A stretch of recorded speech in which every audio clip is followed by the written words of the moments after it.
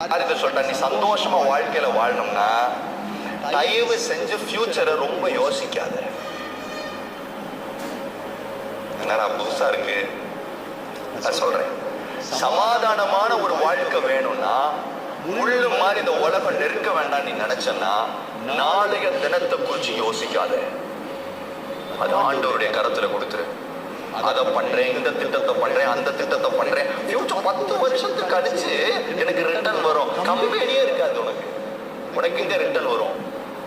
10 வருஷம் கழிச்சு கம்பெனியே இருக்காது மகன், ரிட்டர்ன் வரும். நீ நம்பிக்கையோட என்ன செய்யற? அதனால சேவ் பண்ற தப்பா கவலைப்படாத.